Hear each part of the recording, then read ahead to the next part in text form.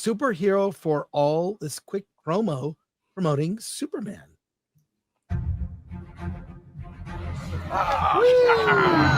Yeah, good. Okay, good. Good work. How is Superman to work with?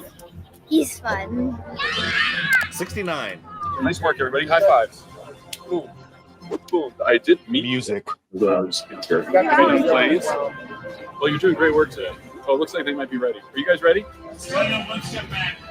Let's roll, please.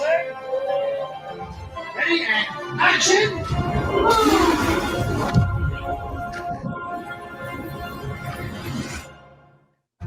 Why was he dressed like Palpatine? That's what I want to know right there. But what are your thoughts, everyone, on that promo? I think it's sweet. More of That that. was less better of than the James trailer. Gunn and his They put that dog. girl in real danger. That looked great, man. Not That's one exactly what mention. Superman should be. Yeah, I agree. I love that No- it's focused on David Cornsweet, his Superman, and he's Yep. interacting with kids. He's coming across incredibly likable. He's joking around with them, and then they get the shot. I talked about this last night, but like there's two of them I think that they put out. This one and then another one with James Gunn. And the one with James Gunn was just so incredibly boring. This one was excellent. It needs to be more focused on Superman.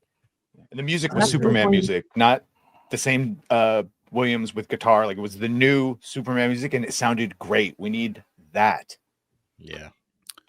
Plus, it also, it gives you that little bit behind the scenes, like what do people do during the day when they're making these things, and you realize it's real people behind the scenes making that material. By the way, Chris, he's wearing that coat. So that's the anti paparazzi that they wear. You're muted. He's You're still Good. I'm doing something. It's all good. Oh, but no, and I think that's the way. Again, you're selling the craft and you're selling the character. It's a really brilliant kind of a way to. Yeah. And again, this is stuff you'd think they would have been doing 10 years ago. David feels like Superman. That's why I keep saying I think it's going to be successful in spite of James, not because of it, because they're so their characters that it's going to be it's going to be real hard to mess this up. If that what we saw with David and the kids comes through as Superman, We need more of that, more promos like that with Superman. I think the next month and a half or the next month or whatever is going to be a lot of that because the previous marketing campaign hasn't really worked out very well. But they said they were going to go into their Barbie marketing mode now. I'm not sure what Barbie. Right. I can't remember Barbie other than Barbenheimer. And what Barbenheimer was. I don't know if there's any way they can peel into that, but I think that they're going to go full force and really market the hell out of this thing for the next month before we get to the movie. And so, I'm looking for more of this because Superman. This works. no more Superman. James Gunn. Superman. Yeah, we could get James Gunn. We know you're a good film director, writer, whatever. Great. We're not here for you. Okay. We're here for Superman. We're here for Lois. We're here for Lex. We're here for those main characters. Give us more of that. That's what we want to see. Yeah, I think the Barbie twist is they're trying to lean into the tone of the film as the final marketing piece. This is what you're going to get. This is what you're going to feel like. You definitely got that with the Barbie promos when Barbie came out. Well, they would And have to it pick will a be tone. it'll be relentless with all the tie-ins. You've got like Milkbone and among other things, So look, real quick, this story, I'm not aware of this. This was put in the document at the last minute from a Japanese website. I've translated it. Badger, if you would. Yes.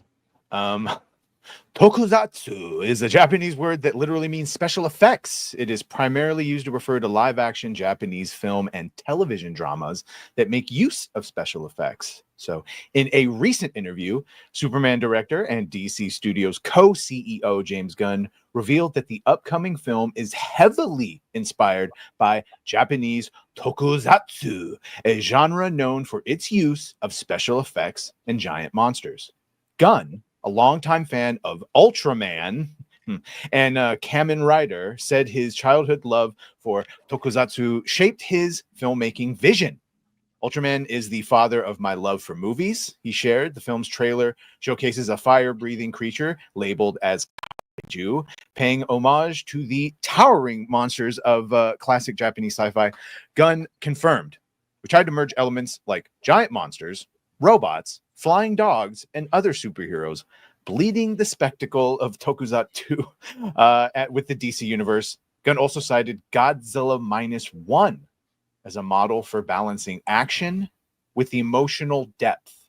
My goal is to create a movie like Godzilla -1, where alongside Godzilla, there's also an incredible human drama, he explained. While the film includes fantastical elements like Superman and his flying dog, Krypto, Gunn emphasized the story's emotional core, the relationships between Clark Kent, Lois Lane, and Lex Luthor. He sees the project as a return to the essence of Superman, aiming to depict the goodness, kindness, compassion, and respect for human life that define the character, even as those values seem to fade in the modern world. What do you guys think? Good luck. I Yeah. love it. He's trying to juggle yeah. a lot for Superman, but I love it. I think Superman can step into this age and dominate. Based on what we've seen from superhero movies in the past, like we kind of know what a superhero movie is going to be now. He's throwing kaiju in. He's got like giant like eyeballs in the sky shooting down. Like, how's James Gunn going to make all of this work? You know, and we've seen what he's done with Guardians and Suicide Squad and Peacemaker, and all of that has been really good. But this feels different. This feels like he's going to try and do something completely different than everything he's done before. And he's using Superman, and he's trying to build a universe with this. So I honestly really am excited to see what he does with this. Is it going to work? I don't know. But, you know, so far, you know, the marketing has not been great. But if he's leaning into some of these, you know, Asian, you know, I guess templates, you know, Tokusatsu, it actually might work. You know, it actually might work, but we'll see.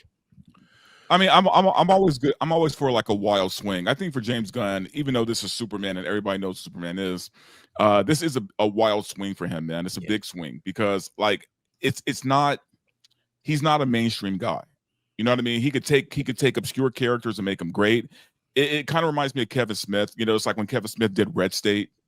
That was so out of pocket and so different from everything he's done before. It was not Jay and Silent Bob. It was like its own very unique movie. Same thing with Walrus. That was a big swing for Kevin Smith. And I kind of feel like for James Gunn, Superman is a big swing. It's not his usual fare, so it can go either way. It could be a huge hit, or he's going to realize that he's just not that guy. Well, I mean, you know, he's always kind of had the Tokusatsu sensibility. I mean, the Suicide Squad bringing Starro into that, you know, and not only that, James Gunn has something that Asian science fiction has always had, which is whimsy, you know, and we don't really do whimsy that well in the West, but anime is all whimsical. If you Matsumoto Leiji, who did designs for like Star Blazers and Captain Harlock, My Youth in Arcadia, or Galaxy Express 999, doing things like putting trains in outer space, which makes no sense. Or even in like Message from Space, the movie the Japanese made after Star Wars, you had a giant three-masted sailing ship in space. You know, and these are really Space Battleship Yamato, Star Blazers, a battleship turned into a spaceship, you know, putting up in space. And there is and all the giant monsters, whether you know what Inashiro Honda was doing with all the I mean, might not that he's a composer. E.J. Tsuburaya is the Japanese effects expert. The stuff that he was doing with Ultraman, bringing over the kaiju monsters into shows with superheroes like Kamen Rider. I mean, this stuff is something that we just never did here in the West. And it's interesting to see him because you can totally see that if you look back at all of James Gunn's movies, including the Guardians of the Galaxy films and Slither. There's so much Japanese sci-fi influence in all those. It doesn't surprise me at all that he's doing this. The question is, will American audiences accept that kind of whimsy, especially in a Superman movie? Well, let's see. The box office prediction for Superman is actually looking pretty good. Let me bring this up, but it's kind of crazy what's being proposed here. While I bring this up, here we go. Pre-sales haven't happened yet, right? It's not gone yet. for pre-sales yet, but the early box office forecast is opening weekend 154 million to 175 million. Your DMs are That's open. good. Yeah. Oh, shit. Damn it. It's all right. You saw Robert saying he you can't make it guys to the were- sex party. It's okay. Yeah, exactly. Sorry about that. He's busy. Sorry, everybody. Damn. But so that's really good. Is it though? Because I got questions. Because I'm not Okay. sure I believe this budget that they're saying it is. When a year ago, based on official government records in Ohio, we heard it was very much different. Yeah, We heard, yeah. The we heard budget it was is out of control. $363 million based on what they filed for tax. So either GUNN is lying or Warner Brothers is lying to the government. I'd love to know which one. I believe the budget. I believe it's 360 easily. But still 155, 165, somewhere in that range. That's a really good solid start. You got to feel that this is just domestic too, right? This is only a domestic. Correct. What's going to do worldwide, and then you got to figure, okay, if this comes in around 300 plus on its opening weekend, that's great. That's a great number, because now you have a shot at making $1 billion, which is what it's going to need. Boy, that is possible. Sorry, someone in the chat said this new budget is after those tax credits. That would be some finagling. Yeah. But this is good. This is good news for GUNN. It shows that even though we collectively, I think here, most of us have been a little mixed on the trailers and marketing. Rob, in particular, you were not blown away by the trailer. No, because I don't think they didn't show me a point of view, right? Really, and an ad campaign should have a point of view. You know, You'll Believe a Man Can Fly, the first Superman movie, with showing you the Bob Peak rainbow that he painted with the Superman logo in the sky, said something. That ad, you know, it and these ads for Superman have not. What are they saying other than the fact that Superman's here? They're not saying anything about what does it mean to see this movie other than it being a Superman film. Well, that last trailer, right, where she's interviewing him, he's intervening and people don't like it, but they're not making the point that like it's a dark world and he's trying to maybe bring some hope. Yes, like, tell a story with that damn trailer. Yeah, still the story, we don't know a lot about it unless you go on Reddit and read spoiler stuff, but it has to do with some reputation destruction by Lex Luthor, so that's part of it. But you know, we shall see. That's a good sign. I think this is a sign that people want this.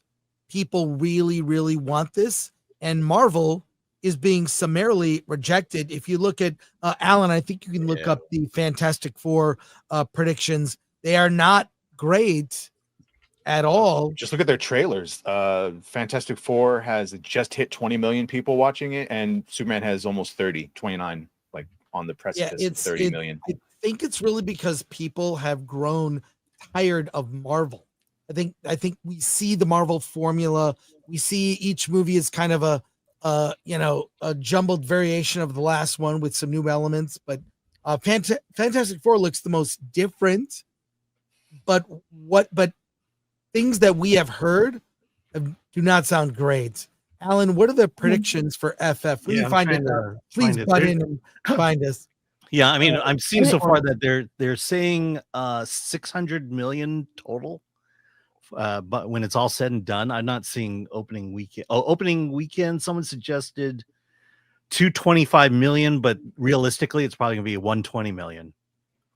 Was that worldwide? Let's see. Yeah, no, they don't say for sure. No, yeah, it's saying 330 million worldwide, 160 million domestic is the prediction. Fantastic Four might be like the first family and they're super important and the OGs know who they are, but like Superman is the most recognizable symbol, basically, aside from the Christian cross or whatever the hell it is. And it's a return to classic heroes, which people want, fourth turning stuff, but it's just where we are as a civilization. We want heroes again. Fantastic Four is more popular with comic book fans, right? Than than the other characters. Yeah, Spider-Man. Everyone loves Spider-Man, but Fantastic Four doesn't even come close to Spider-Man. Well, with Marvel, I think people have been just let down, with just miss after miss after miss, and it's just like I don't want to spend my time. I'll wait until the reviews come out. Like that's pretty much how it is, how I was for a while. I'll wait for a review and see if I want to spend my time there. but this is something new. It's got a whole different direction with James Gunn. You know, they're redoing DC, and people are taking notice and people are interested in it because it's new and different. And let's see where we go from here. It's the start of something that could be really good. Whereas with Marvel, it's just the same. You know, oh, we're in phase. What phase are we in now? 30th movie or whatever the hell it We is. can't And they're keep track about to of reboot. everything anymore. Yeah, we're bringing it to an end. We're about to reboot it. Everybody feels it. Everybody knows Marvel is well past the expiration date. And so this is coming in at just the right time. I thought it was interesting that James Gunn is going to Comic-Con this year, and they're going to have a big spread at Hall H on the same weekend that Fantastic Four opens in theaters. So they could steal a whole lot of thunder if they nail this movie, if they have this movie, and then he has a great presentation at Hall H and Comic-Con. He could absolutely take over everything and get people excited about, you know, the DCU. Absolutely. DC has a big opportunity with Comic-Con, especially since Marvel isn't going.